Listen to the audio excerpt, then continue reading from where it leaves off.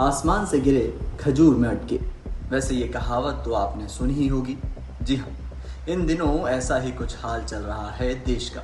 दरअसल हम बात कर रहे हैं हाल ही में जीका जंजाल बने मंकी पॉक्स की। देश जैसे तैसे कोरोना की महामारी से उबरा ही था कि अब मंकी पॉक्स की खबर ने देश भर में खलबली मचा दी है।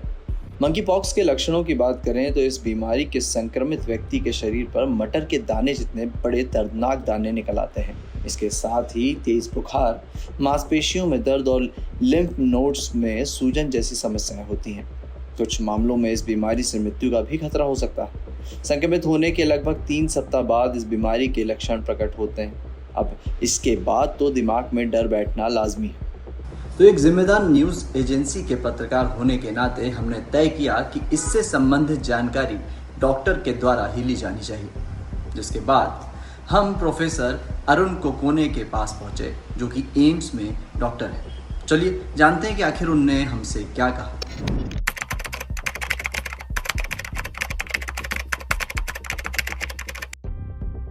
एमपॉक्स अगर होता है तो एमपॉक्स के 2-3 रूट्स हैं जिससे वो ट्रांसमिट होता है। एक तो डायरेक्ट कांटेक्ट, आपको स्किन टू स्किन कांटेक्ट होता है, आपके म्यूकोस मेम्ब्रेन या आँखों से या रेस्पिरेटरी रूट से भी ट्रांसमिट होता है। स्पेशली मेजॉरिटी जो केसेस हुए हैं कांगो में या आसपास देशों में, वो सेक्सुअल रूट से हुए हैं, जहाँ पे काफ़ी क्लोज कांटेक्ट होता है और टच होता है, जैसे कि किसिंग हो गया या सेक्सुअल इंटरकोर्स हो गया, उससे ज़्यादा फैलने की संभावना है।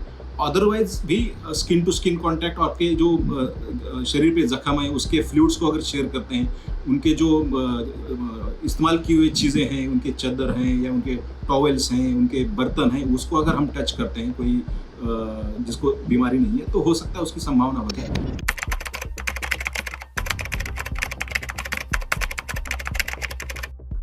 रिसेंटली डब्ल्यूएचओ ने 14 अगस्त को इसको public health emergency of international concern declare किया है, क्योंकि ये जहाँ से शुरू हुआ है, डोमिनिकन रिपब्लिक ऑफ कॉन्गो, उसके आसपास के देशों में भी फैला हुआ है। कुछ वेस्टर्न कंट्रीज में भी कुछ केस मिले हैं। तो इसका पोटेंशियल देखते हुए डब्ल्यूएचओ ने इसको एक पब्लिक हेल्थ इमरजेंसी डिक्लेयर किया है, ताकि हर कोई देश अपने अपने बाउंड्रीज़ को सील करे और हर जो भी लोग ट्रैवल कर रहे हैं, इंटरनेशनली ट्रैवल कर रहे हैं, उनको उन पर थोड़ा चेक करें या उनको क्वारंटाइन करें, डिपेंडिंग अपॉन दी उसकी जो डेफिनेशन है, सस्पेक्टेड या प्रोविजनल जो डायग्नोसिस हो सकता है, उसके बेसिस पे सारे प्रिकॉशंस ले लें ताकि उनके देश में वो बीमारी ना फैले। अगर हर कोई देश अपने लेवल पे अगर ये सारे कदम उठा सकता है तो मुझे लगता है उसको डरने की ज़रूरत नहीं है।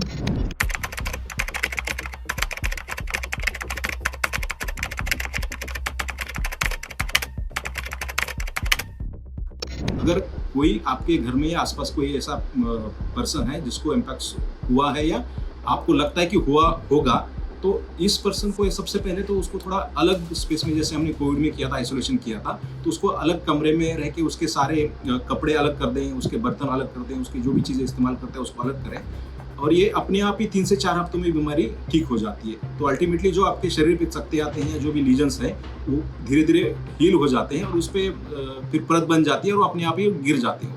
तो जैसे वो गिर जाएंगे तो हम बोलेंगे कि उसका यही डेफिनेशन है कि वो ठीक हो गया है। तो उसके बाद फिर किसी आसपास के लोगों को खतरा नहीं है।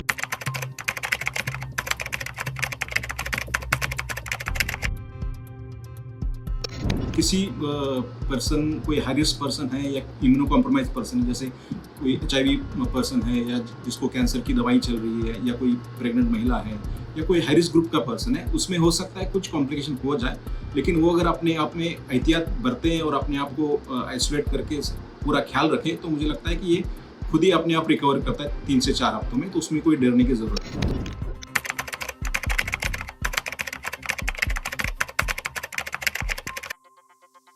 देखिए, दोनों बीमारी को अगर कंपेयर करते हैं तो दोनों वायरल ओरिजिन है, दोनों ही वायरस से होती हैं। हालांकि दोनों की वायरस की फैमिली अलग अलग है, तो कंपेयर करना मुझे लगता है ठीक नहीं होगा, क्योंकि इसके सिम्टम्स अलग है, इसका सिस्टमेटिक इन्वॉल्वमेंट अलग है और कोविड का इन्वॉल्वमेंट अलग है। कोविड प्रिडोमिनेंटली रेस्पिरेटरी रूट से होता था, एयरवे रूट से होता था, जिसमें हमने बिल्कुल रेकमेंड किया था कि आपको मास्क कंटिन्यूसली पहनना। हालांकि इसमें वैसा रिकमेंडेशन नहीं, क्योंकि इसका route of transmission totally different है, इसलिए दोनों को कंपेयर करना ठीक नहीं है।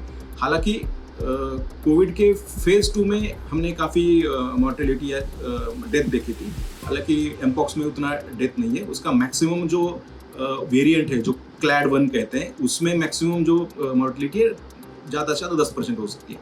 अदरवाइज 90% 95% केसेस में वो सेल्फ लिमिटिंग है, खुद ही अपने आप ठीक हो जाता है। तो इसलिए चिंता करने की कोई जरूरत नहीं।